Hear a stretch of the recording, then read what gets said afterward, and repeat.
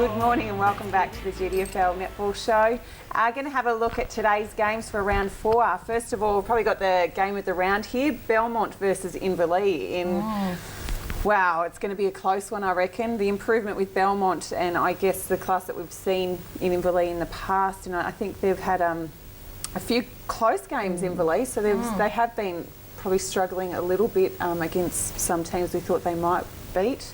And Belmont's the new improvers here. So, Amanda, your thoughts? Well, I've seen Belmont. I haven't seen Inverleigh yet. Yep. Going on last year's playing list and who Inverleigh had last year, they are very similar. They have picked up Sarah Garner from Bell Post Hill. She's out there and she's a really strong centre court player, wing defence centre court player. Yep. So I think going off what I saw last year, I'd have to tip Inverleigh at this stage, but I think the margin will be less than 10 goals. Yep. Okay, and it's at Belmont It's Belmont's today, home game. isn't it? Well, I'm like you, like tossing it up, I'd flip a coin, but probably Belmont. I'm going to go Belmont. Look, this one's going to be a really close one, I think.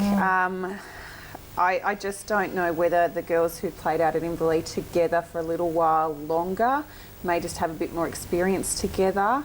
That I might tip Inverleigh, but it's going to be a close one. It's going to be a good one to talk about next week. And I guess I look forward to chatting to the Belmont girls as well. Yeah. And you know, I haven't seen them play yet, but I have heard that there's lots of improvement out there. So, but a close one, girls. It'll be good. The next one, Bell Post Hill at home against East Geelong. So I guess last year East Geelong were 5th on the ladder, making finals. They didn't get over Bell Post Hill in those though.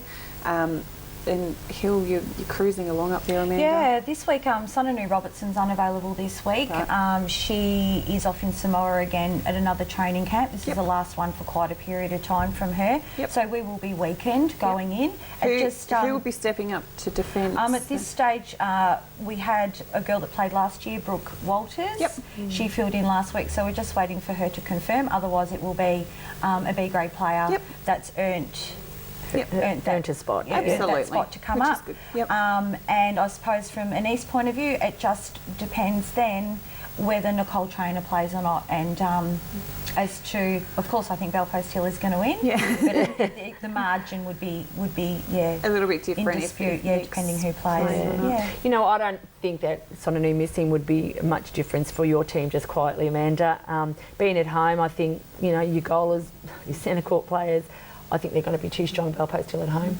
I reckon it'd be really interesting to have Mel Bragg down against Kim. She's got a bit of height there, a bit of jump, and whether you have Nick and Shay up shooting, it will be interesting to see what happens there. But I think that Hill will get over for an undefeated season so far, I would say. Wait and see after today's game. The next one, Werribee at home versus Corio. Donna?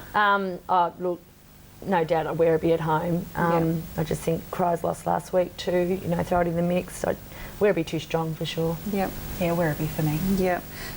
Look, Werribee starting to find out Danny Stewart's back. That's 2 games in a row. It'll be interesting to see whether she's back for good now and not playing in the GFL. It'll be interesting to see because, but yeah, Werribee for me as well. The next one, North Geelong versus Geelong West, guys.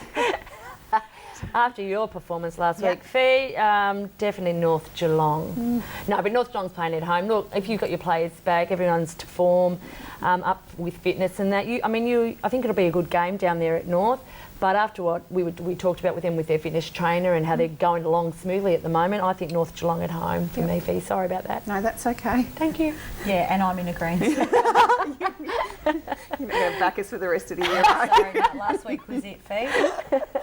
Look, it's going to be a tough one for us. And look, I thought that last week was going to be a game for us to really have a look at where the girls are at compared to a team that probably should be of equal steed to us.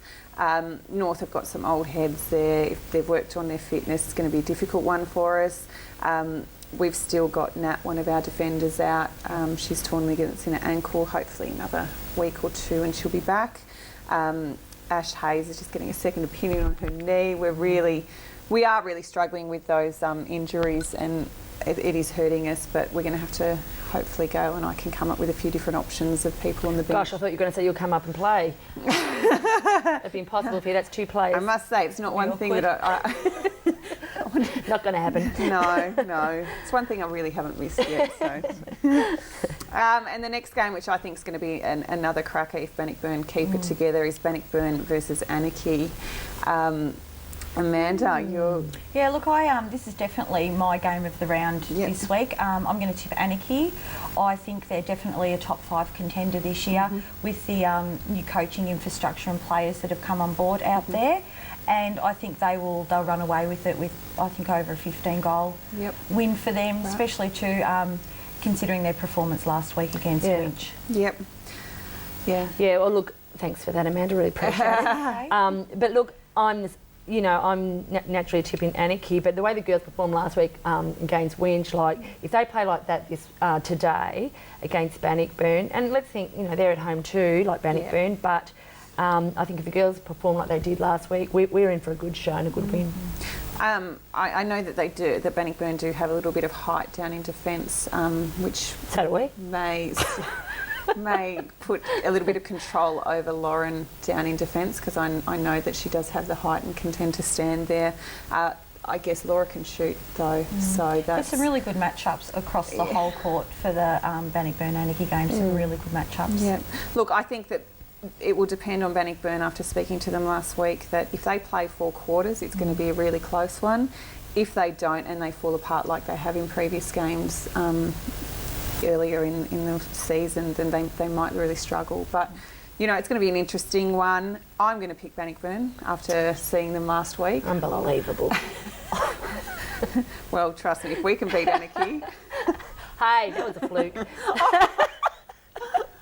I don't know Let's about not get personal, girls. That's enough, you two. Yes. Yeah, no, look, I think that Bannockburn, and I know that we talked about this off the air, that this would be a decider of who's probably in the top 5 this at the end of the year. And the last game for the round will be Winchelsea versus Thompson. And the big question is who will come and play for Winch this week? And the big question is, by how much will Winch win? Yeah, look. Sorry.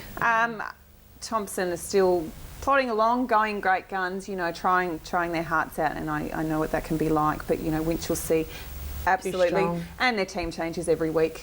I don't think anyone could really prepare for who's going to be there. Yeah. You don't know it. And the problem is they change every week, but they don't lose their strength either. No. So, that's the thing with Winch. Absolutely.